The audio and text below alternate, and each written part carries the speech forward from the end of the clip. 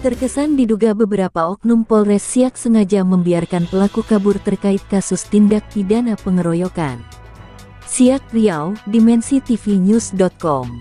Terkait kejadian diduga tindak pidana penganiayaan pengeroyokan kepada seorang karyawan PT TKWL Buatan Besar, atas nama Farius Gulo korban di perumahan AFD 1, PT TKWL Buatan Besar, Kecamatan Buatan, Kabupaten Siak, Provinsi Riau, sekitar pukul 19 waktu Indonesia Barat, pada hari Kamis tanggal 7 Maret tahun 2024.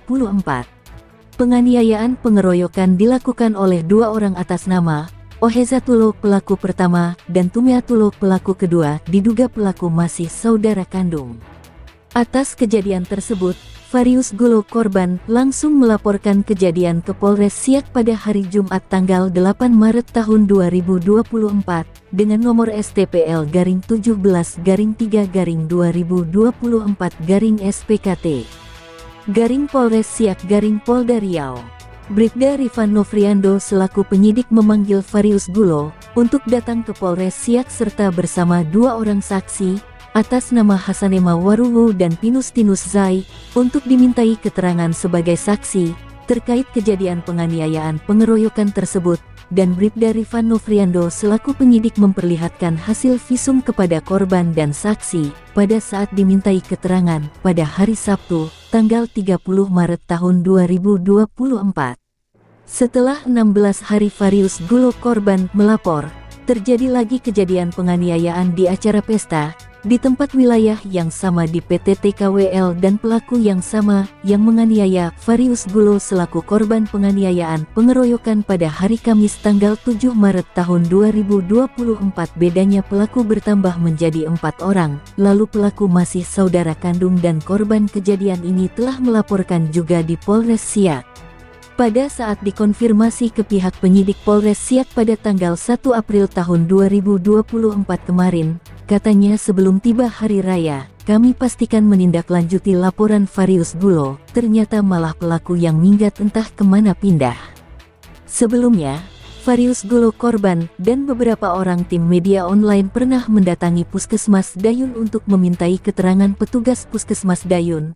Tapi pada saat mau izin untuk diwawancarai dan direkam oleh beberapa orang tim media online, beberapa oknum tidak tahu nama petugas Puskesmas Dayun melarang atau tidak mengizinkan untuk diwawancarai, dan diambil dokumentasi oleh beberapa tim media online, dengan alasannya, ada undang-undang yang melarang merekam, walaupun hanya dokumentasi.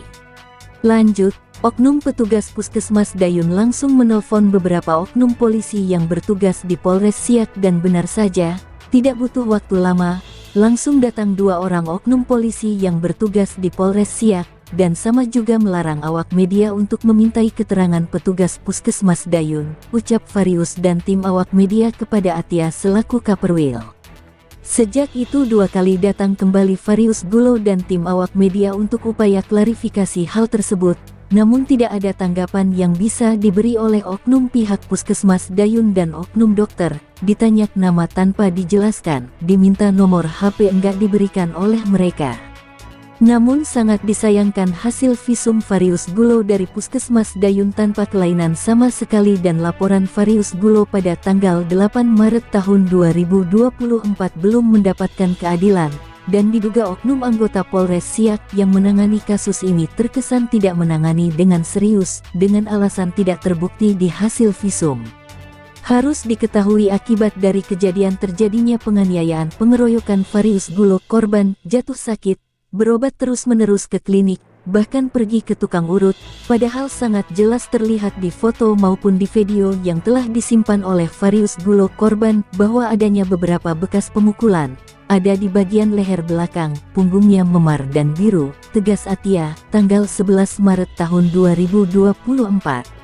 Atas kejadian tindak pidana penganiayaan pengeroyokan kepada Farius Gulo korban, seorang awak media, Atia, beberapa hari setelah Farius Gulo melaporkan di Polres Siak, memberitakan di media online kabarinvestigasi.id dan T. Terkait foto salah seorang korban itu yang dimuat oleh Atia pada link berita tersebut, Bapak Kapolres Siak, AKBP Sujarwadi, tidak setuju sampai memaksa untuk ditukar foto itu dengan isi rilis berita tersebut. Foto dan isi berita tidak nyambung seolah-olah menggiring opini kepada publik. Korban mengalami luka serius, katanya kepada Atia, melalui chat WhatsApp. Lalu Atia menanggapi, terkait kejelasan dan bukti yang kita terima melalui foto dan video bahkan ada yang belum kita muat lagi komandan, balas Atia kepada Bapak Kapolres Siak melalui chat WhatsApp. Lanjut dibalas sama Bapak Kapolres Siak, hasil visum sudah jelas. Tidak ada bekas luka serius yang menyebabkan terganggu aktivitas sehari-hari, bisa kirim ke saya bukti-buktinya, balasnya melalui chat WhatsApp. Atia menanggapi, sejak awalnya sudah kukonfirmasi dan sudah kukirimlah sama Pak Komandan, dan sekarang pun sudah cukup luas kejelasan saya dari centingan kita ini bahwa foto yang dimaksud itu foto korban lagi setelah Farius Gulo korban. Sudah saya jelaskan bahwa begitu pernyataan dan dokumentasi yang saya terima dari sumber sesuai dengan yang saya muat pada berita media kami, lain daripada itu kami pun mempunyai hak tolak lapak.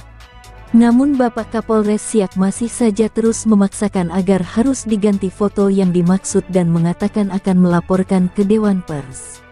Atia pun menanggapi silahkan lapak komandan, ini kuberikan nomor telepon Ketua Dewan Pers bila mana diperlukan.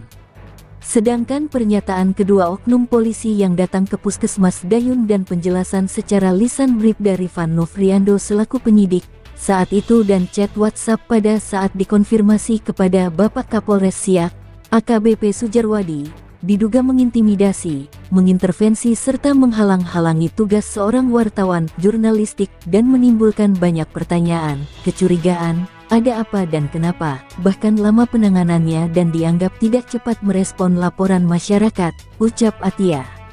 Kebebasan pers di Indonesia dijamin oleh Undang-Undang Pers Nomor 40 Tahun 1999, mestinya beberapa oknum pihak petugas Puskesmas Dayun dan 2 orang oknum polisi Polres Siak itu, memahami bahwa kemerdekaan pers itu bagian dari demokrasi yang harus ditegakkan. Jika kemerdekaan pers dikekang sama saja membunuh demokrasi.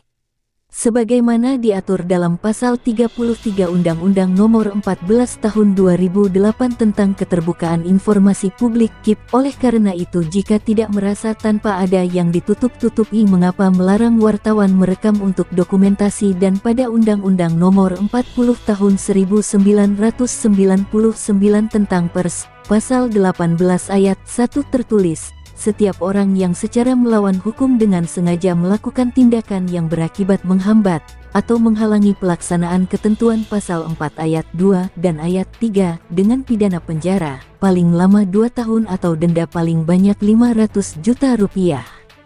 Sedangkan pasal 4 berbunyi, kemerdekaan pers dijamin sebagai hak asasi warga negara.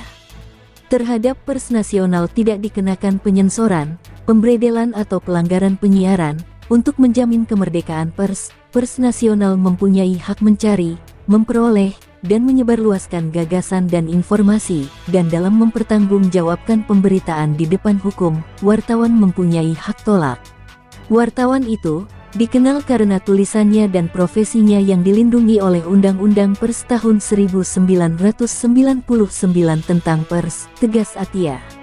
Tapi faktanya sampai sekarang, sampai berita ini terbit, terkait kasus tindak pidana penganiayaan pengeroyokan terhadap saudara Farius Gulo, belum ada kejelasan dan titik terang, sedangkan pelaku kabur secara sembunyi, tutup Atia.